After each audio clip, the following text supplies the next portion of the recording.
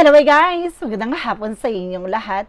I am Chirigas Pamasa Grishano, a faith reader, also a tarot reader. So ngayong hapon na to, tignan natin ano kaya sabihin sa inyo ng ating mga gabay. So this is a special pasilip na para sa ating president na si President Bongbong Marcos Jr. Hagilapin natin at tuklasin natin ang mga bagay na mahagilap natin sa kanya. So guys, once again, this is something pawang gabay lamang. This is something entertainment purposes, no? Pawang gabay lamang to upang silipin yung mga bagay na maaaring posibleng mangyari sa hinaharap.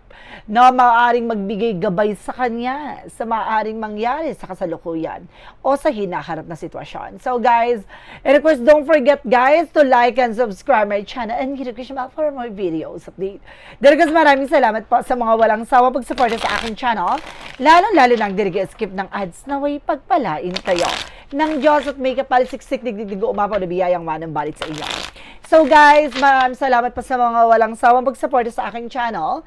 And of course, sa mga patuloy na pag-support at pag-subscribe din po at the same time. Don't forget, no? Pakisubscribe po ang aking second channel na Maestra Ganda Psychic Tarot para updated kayo sa mga videos ko every single day. So guys, alamin na tuklasin natin yung mga bagay na mahagilap natin sa energy ng ating president. So let's see and watch this. Ulitin ko guys, ito ay pawang gabay labang ha. Hindi para pangunahan yung hindi para pangunahan yung mangyari sa hinarap, kundi para magbigay gabay, no, sa kanya at sa manonood, no, ano man yung mga bagay na makagilap natin sa kanya, sa energy niya, upang maiwasan na ano man yung mga bagay o pangit na energy na sagap natin, diba?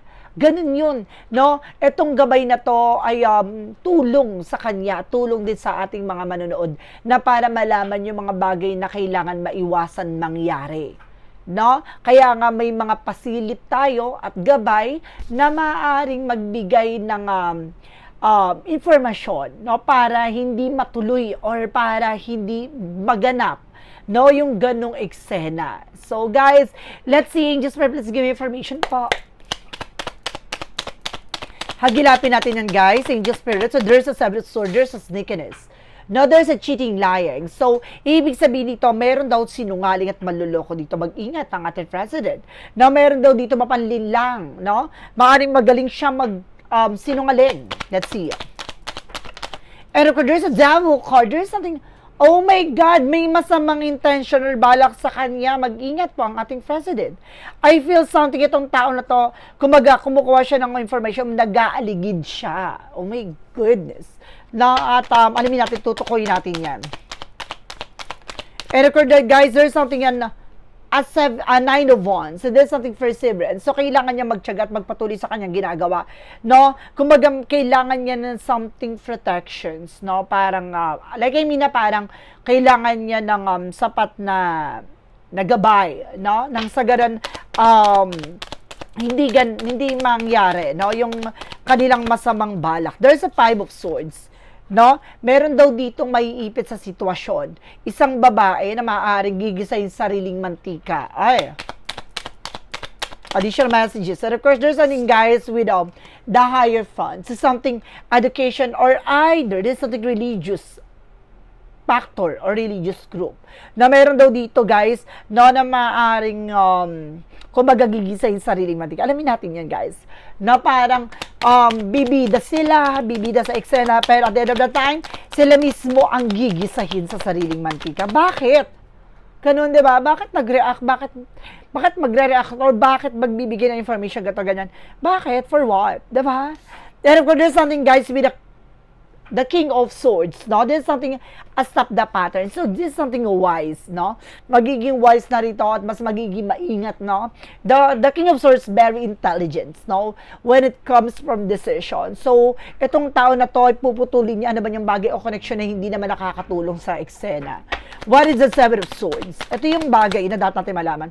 Oh my God, there's an Ace of Pentacles, no? Kumbaga meron dito about sa malaking pera, no? Itong tao na to, na very sneakiness at kumukuha ng information sa kanya, ay maaaring may kaugnayan sa malaking pera o nasangkot sa isang malaking pera. So mag-ingat, no? Kumbaga, I feel something related to sa flood control issues. Itong tao na to, no? Na umaaligid sa kanya. The Devil card represents what? There's something at two pentacles. Now, there's something, a balance. So, kailangan mo maging balance ng ating president dito. There's something balance. Or maging maingat siya dito, maaring paikutin siya sa eksena dito, guys. No? Now, there's something, guys, with the temperance. Divine intervention, pinapaalalahanan niya, kailangan niya mag-pay attention. No? Kumbaga, wag siyang padalos-dalos sa mga gagawin niyang decision. No? Lalo-lalo na sa mga offer or proposal na darating or iyaano sa kanya ng tao na to. No, dahil there's a hidden agenda tong tao na to, ha? And there's something, guys, with the two wands. Now, there's a choices. Now, piliin niya yung mga taong pagkakatiwalaan niya dito. Dahil sa mundong ginagalawan niya, meron dito nagko-control. Na meron ditong magaling manipulator, no? Let's see. And because there's something a Hierophant. Para itong Hierophant na to, there's a 5 of Wands. So, there's a gumagawa ng complication. Itong Hierophant, something religious factor or maaring religious group na maaring gumawa ng eksena, 'di ba? Gumugulo or maaring sumira, kumbaga naninira, no? Mag-ingat siya dahil itong bagay na to, parang meron silang kumbaga ruling 'di ba? Kumbaga tapos na yung time nito, siya naman, gano'n, kumbaga hindi talaga sila titigil, no? Hangga't hindi nasisira. Gano'n. And of course, there's the King of Swords with Page of Wands. So there's something in news. No? Itong tao na to, kumbaga makakuha siya ng information. Itong lalaki na to, ha, may lalaki ako na sense dito tumutulong sa kanya na maaaring may balita. So, ibig sabihin, may naghahati ng balita sa kanya talaga. Let's see what is the Seven of Swords, the Ace of Pentacles. Represent, guys, with a judgment. No, there's something paalala. No? A judgment is something a wake-up call or caution, babala. So, meron talagang pinapaalala sa kanya dito na mag-pay attention siya. No? May magaling, may magaling manloko, magaling magmanipulate, no? And of course, there's something, guys, with the Ace of Cups, na meron ditong ipapainom sa kanya or ipapakain sa kanya. There's something Ace of Cups. I feel something, an offer, na pagkain or inumin to, mag-ingat siya. Let's see what is additional messages. And there's a justice card. No need to worry dahil mayroon ditong justice or karma. So, pinapakita dito na, kumbaga, have patience, no? Dahil may mga tao man na parang hinahadlangan ng pag-unlad niya or parang sinasabotahe yung bawat ginagawa niya. But at the end of that time, no, parang masisense mo, no, parang kinakarma sila.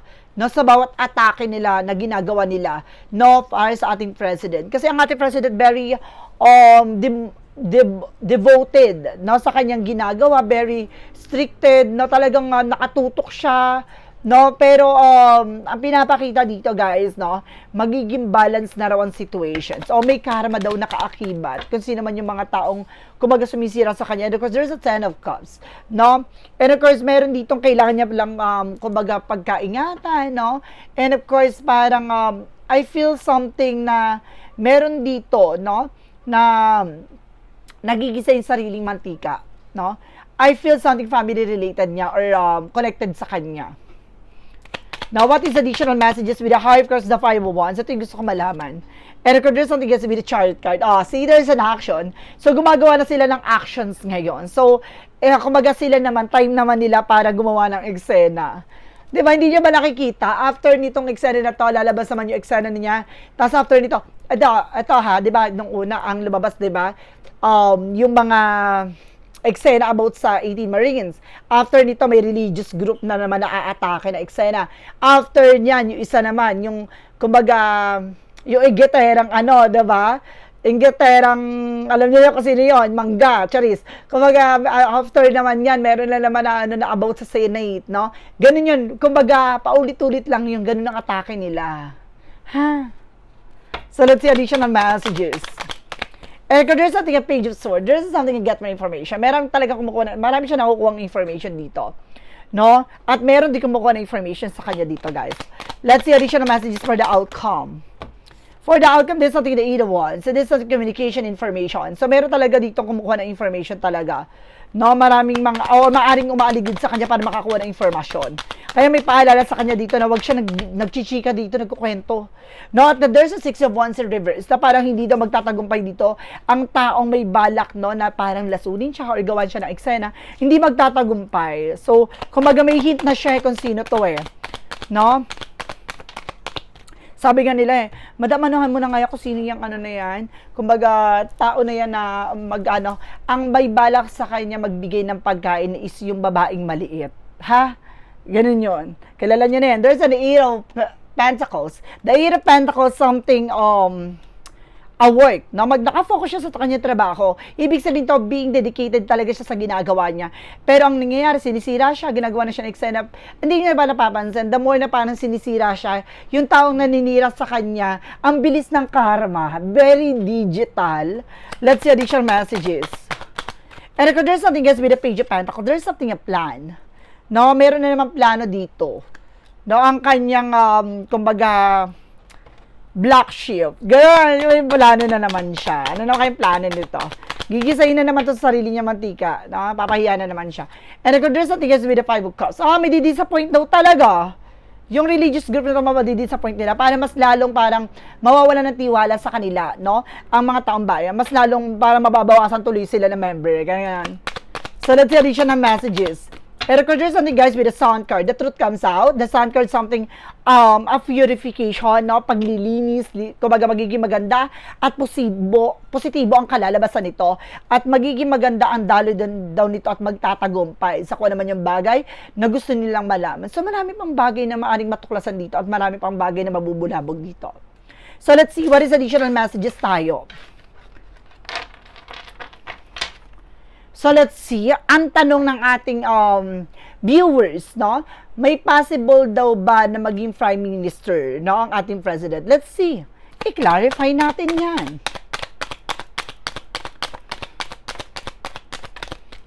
And of course, there's the Knight of Swords, no? And of course, there's something that Ace of Wands or the Ten of Swords. Ibig sabihin nito, guys, no? Kumbaga, mangyayari yan kung magagagawa ng actions, no? Yung mga taong kumakalaban sa kanya, there's something sabotage. Kasi sasabotahin siya dito. And there's something a Knight of Swords, no? Pero ang taong trader na to, maaaring ma-stress, ma-depress, no? Dahil sa mga plano nila na palpak at hindi na naman magsasucceed. So, ibig sabihin dito, there's a possible na mangyari yon kung gagawa sila ng action against the law, no? Lalo-lalo na, no? Yung pag-aaklas, no? Kung gagawa sila ng eksena na hindi na makatarong at talaga nakakasira na for government, no, gagawa na ng action to, no, talagang maaring walang batuhan na mangyayari at magaganap. So, there's a possible na maging Prime Minister siya, maaring walang mangyari election, there's a possible. Na, pero, ang sinasabi dito, kumbaga may mga, nasa-sense kasi ako dito na mangyayari, yung botohan, no, mangyayari yung botohan, pero meron ditong parang mandadaya na pero at the end of the time hindi naman siya magsasucceed. Let's see additional messages. And there's the Moon card. Now there's something revelation. Marami pang bagay na ma-reveal dito. So it means na parang revelation na marami pa siyang malalaman dito at matutuklasan na kalaban. Nakala niya kumbaga, yun lang yung kalaban niya with a black member. Meron pa. No? There's a possible na may parang uusbong na panibagong warrior, something. With the Three of Swords, sabi ko na nga ba, di ba? Yung mga inggitera na to, yun talagang hindi, kumbaga alam nila na mahihirapan silang gawa ng eksena ng ating president na maraming inggitera talaga at insecure. Maraming revelasyon na malalaman dito tungkol sa mga tao na to. Because there's something guys with the Knight of Cups na meron naman ditong proposal, offer sa kanya paparating. Mag-ingat siya.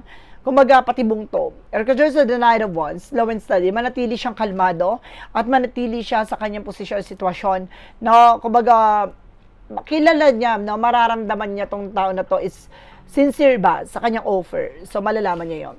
Pero mag-ingat siya, may apology ako nasa-sense dito, na marireveal dito parang lalapit sa kanya tong tao na to. Pero, tapos, nasa-sense ko dyan na, kumaga, yung apology is something fake, no? So, let's see additional messages. Ano pa yung masasagap? There's a tower moment for immediate changes. Malaking pagbabago talaga ang magaganap sa situations, sa administrasyon niya, at lalo-lalo na sa government, sa governance, no? At the same time, there's something with the Queen of Pentacles, very mature at practical. And there's something is with the Magician for manifestation, no? Kumbaga may mga bagay na manifest daw dito, at meron talagang, I feel something na uusbong na panibagong eksena, no? Babae talaga yung kumbaga, I feel, no, kung magkakaroon ng, kumbaga, partnership, no, si Bongbong Marcos at the same time si Leni Robredo, there's a possible na manalo si Leni Robredo for a president. No, there's a possible, kasi there's a Queen of Pentacles, no, kumbaga, very mature, no, because there's something manifestation, manifest talaga na to. So, there's something, yun yung sense ko, babae talaga, there's a possible babae talaga ang manalo. Pero malalaman pa natin yan kasi medyo malayo pa, no, 2028 pa naman yun. So, pinakita lang sa energy ng ating president na magkakaroon sila ng partnership talaga. And of course, let's see guys, there's something, the King of Cups, very devoted so for the person. And there's the full card for leap of faith with a new beginning coming in. Meron ditong devoted din, no? At talagang sinusupport, ginagabayan din siya dito. And of course, there's a Three of Cups, no? May tatlong girl talaga dito, mag-ingat siya dito. No? And of course, there's a Six of Swords, na meron daw ditong tatlong babae na maaaring magbabago ng atake, na magbabago ng strategy. So, just being aware, ang ating president, ha? Mag-ingat siya, huwag siya nagtitiwala. Meron ditong babae na parang lilingkis sa kanya, nakukuha ng information, kesyo, para nagbago na, ganun, ganyan. No! Ang ahas, hindi nagbabalat kayo, hindi nagpapalit yan ng kahit magbalit yan ng ahas, ganun pa rin yan, magpalit yan ng balat, ganun pa rin yan. Huwag siya nagtitiwala. No? And of course, let's see what is shadow work represent what. Up next na guys, ang mga horoscope, zodiac signs ko. So, abang-abang dyan, kung ikaw ay Virgo, kung ikaw ay Capricorn, at kung ikaw naman ay Cancerian, kung ikaw naman ay Sagittarius or Taurus na nag-aabang sa aking reading, baka ito na yon. Baka susunod na ang reading mo, kaya subaybayan mo. So, let's see what is your shadow work represent what. And because don't forget guys, no, to share these videos, no, para mas lumawak pa ang ating coverage. Kumaga mas lalo pang lumawak, no, ang ating pamamahayag. Charis lang. And there's something guys with a shaming guilt. So there's an acceptance na may mga bagay siya na unti-unting matatanggap dito, na parang may mga part dito na madidisappoint siya, na parang hindi niya lubos maisip, hindi niya lubos matanggap, na very greedy, no, itong tao na to, na hindi niya akalain na, kumbaga, di ba, ang layo-layo, no, ng, kumbaga, kinain ng politiko, parang or politika, no, na hindi niya matanggap na kumbaga, di ba, worth it ba ganon? Kung itong tao na to ganon, kumbaga, I don't know, my God. And there's something guys with a clarifying for life situation for vortex of creativity. So talagang, kumbaga, vortex of creativity like a wind or hipo-hipo, ganon, na parang paikot-ikot ang eksena, no, na parang mas unti-unti siyang, there's a spiral, no? Kumbaga, pinapaganda at nito yung ikot ng eksena. Kumbaga, at the end of the time, makakarating ka din sa dulo. Parang gano'n. No, may mga part na may hilo ka, may mga part na parang, kumbaga, malulula ka, pero ito yung bagay na magbubukas sa realidad ng buhay mo, na may mga pangarap ka matutupad. Yun yung gusto sabihin sa kanya dito, na spiral into your creative vortex, unleashing imaginative power to manifest your dream into reality. So, yun nga, no? May pangarap siya na maaaring unti-unti magbibigay kulay, bibigyan ng magandang kwento at magandang kabuluhan, no? Kumbaga, akala niya, etong ginagawa niya ay parang madidisappoint siya, but definitely, guys, this is something very historical talaga. No, tatatak to, hindi lang sa kanya, kundi sa mga tao. What is the what lies beneath your future? Keeping a promise. Meron talaga mga pinangako. No, ever since talaga, nangako siya na gato ganyan. There's a possible na hanggang ngayon pinangahawakan niya to. And there's a burning evidence. No, meron dito na parang, kumbaga, susudugin ng ebidensya. So, just being aware ang ating president na baka pipilitin itong, kumbaga, iligaw ang eksena. So, Kumbaga meron dito ebidensya na maaaring sunugin or sirain, no? Pero definitely guys, nagagawa naman ng Panginoon ng way para lumabas, no, ang katotohanan sa likod ng mga kasinungalingan, taglay ng mga taong gahaman, no, sa salapi at sa kapangyarihan. So guys, there's something a special pasilip na para sa ating President at si President Bongbong Marcos Jr. So once again, I am Chin Rodriguez from Masa Galiciano, a faith healer, also a tarot reader. So guys, maraming salamat po sa mga patuloy na pagsuporta sa aking reading, at the same time sa mga patuloy na panonood at hindi nag-i-skip ng ads. Pero of course, pakisubscribe po ang aking second channel guys, no? Paano naman dyan, palambing, no? Na subscribe mo na po ang aking second channel na Maestra Gada Psychic Tarot, dahil nag-upload din tayo dyan ng mga politics, no? Baka mag-upload na rin tayo dyan ng zodiac sign, no? Sa mga naghihintay ng zodiac sign, abang-abang kayo, baka dun tayo nakapag-upload, ganon. So, kailangan support at subaybayan nyo ako. So guys, maraming salamat. I see you in the next video. Bye-bye and babush.